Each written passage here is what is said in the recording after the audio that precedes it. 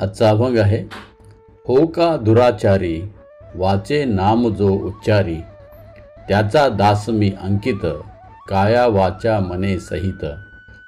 नसो भाव चित्ती हरीचे गुण गाता गीती, करी अनाचार वाचे हरिनाम उच्चार. हो का भलते कुळ शुची अथवा चांडाळ, म्हणवी हरीचा दास, तुका म्हणे धन्य तास.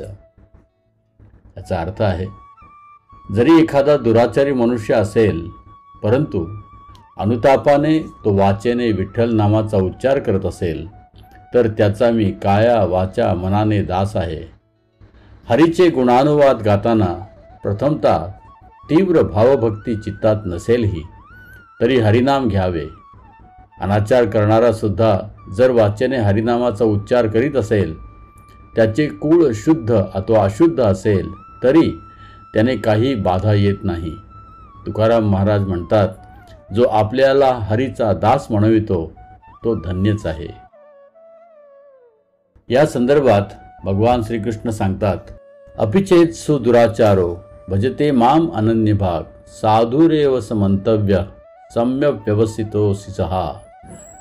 अर्थात, जरी कोणी अत्यंत दुराचारी असला तरी तो भक्तीमध्ये जर युक्त झाला तर त्याला साधूच समजले पाहिजे, कारण तो आपली निश्चयामध्ये योग्य प्रकारे स्थित झालेला असतो. या अभंगामध्ये आणि श्लोकामध्ये भौतिक विकाराच्या प्रबलतेमुळे होणाऱ्या अधःपतनाचा उल्लेख करण्यात आला आहे.